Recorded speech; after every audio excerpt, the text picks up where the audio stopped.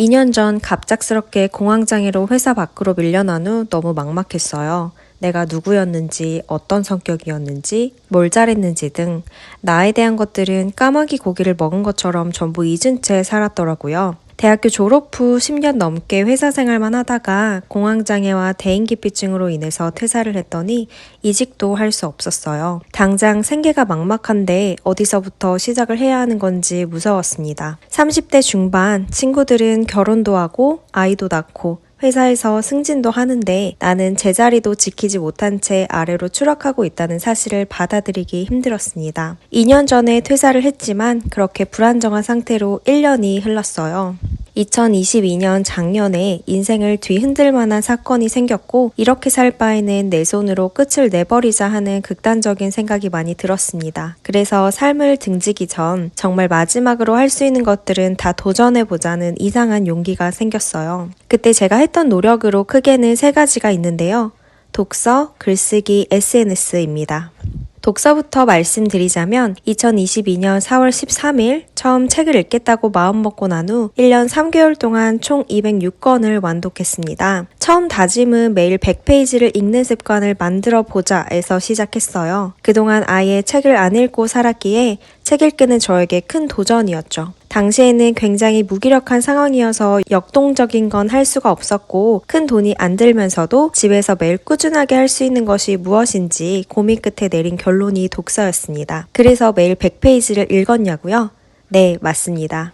1년 3개월 동안 한 번도 포기하지 않고 여태 책 읽는 습관을 유지하고 있어요. 이제는 하루라도 책을 읽지 않으면 머리가 아파요. 매일 커피를 마시던 카페인 중독 상태에서 커피를 안 마시면 머리 아픈 것처럼 저에겐 책이 그런 존재예요. 누군가에게 보여지기 위해서 시작한 일이 아니었고 오로지 어둠 속에서 나를 일으켜 세우기 위한 나 자신과의 약속이었습니다. 누군가와 함께 도전하는 일도 아니었고 하루 책 안 읽는다고 해서 비난할 사람은 아무도 없었지만 묵묵히 나와의 약속을 지켜가다 보니 벌써 15개월이 흘렀어요. 책을 계속 읽다 보니 살고 싶다는 생각이 많이 들더라고요. 기왕 사는 거 잘 살고 싶기도 했고요. 분야는 다양하게 읽었어요. 가장 가벼운 에세이로 시작해서 산문, 자기계발서, 경제경영서, 뇌과학, 철학, 심리학 이렇게 읽는 중이고 앞으로 소설과 시도 도전해볼 생각입니다. 역사서와 건강책도 열심히 읽어보려고요. 뭐든 익숙하지 않은 일은 처음엔 다 힘든 법이니까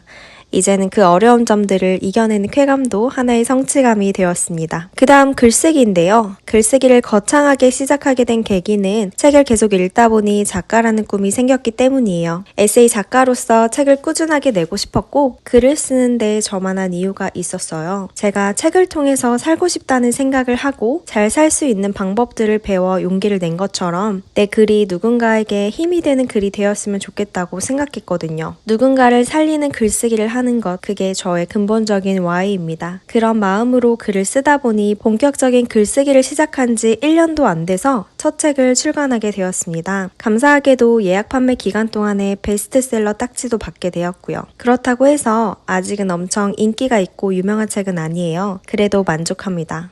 그 이유는 제 책을 읽고 과거 제가 그랬듯 우울 속에서 본인을 꺼낸 분들이 많거든요. 세상에 한 걸음 딛는 계기가 제 책이었다는 것 자체만으로도 너무 행복하고 감사한 일이잖아요. 그래서 앞으로도 그런 글을 계속 쓸 거예요. 누군가를 살리는 글, 같이 성장하는 글, 모두가 행복해지는 그런 글이요. 마지막으로 SNS입니다. 자격지심이 심해서 온라인상에서 친구들의 행복해 보이는 사진을 보면 그렇게 견디기가 힘들었어요. 카카오톡에 있는 프로필 사진들만 봐도 제 자신을 불행 속으로 끌고 가는 제 모습이 싫어서 카카오톡 사진들도 잘 안 봤습니다. 상위 버전인 SNS는 더더욱 하지 않았죠. 계정도 없었으니까요. 하지만 갑작스럽게 퇴사한 후 생계를 위해 할 수 있는 거라곤 온라인에서 일을 찾는 것이었고 그러다 보니 자연스럽게 SNS 계정을 만들게 되었어요. 그렇게 시작한 블로그, 인스타그램, 유튜브까지 지금은 저에겐 없어서 안 될 일터가 되었죠. 저에게 많은 기회들을 가져다준 인스타그램을 처음 시작할 때 마음가짐은 세상이 나에게 틀렸다고 말하는 모든 것들이 틀리지 바뀌지 않았다는 걸 증명하고 싶었습니다. 그렇게 하나씩 내 마음을 기록하다 보니 어느새 포트폴리오가 되어가더라고요. 뭘 거대하게 바라지 않았던 게 빠르게 성장할 수 있었던 비결인 듯해요.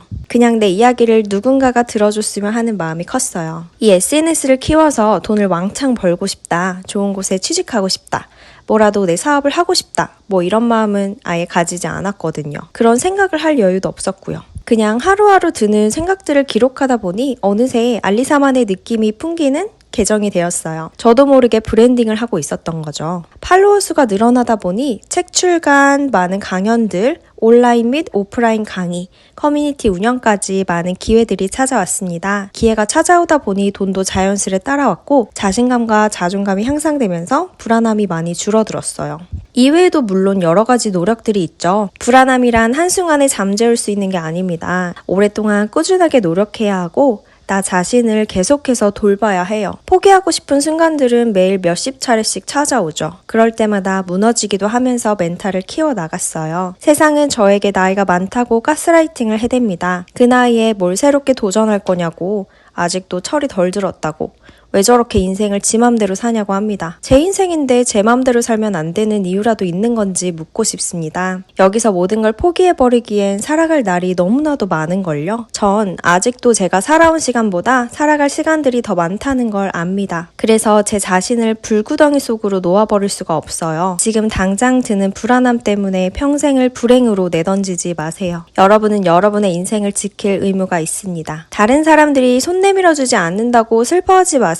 내가 내 손을 잡아주면 되니까요. 저도 이겨냈는데 여러분도 당연히 이겨낼 수 있다고 생각해요. 하실 수 있죠?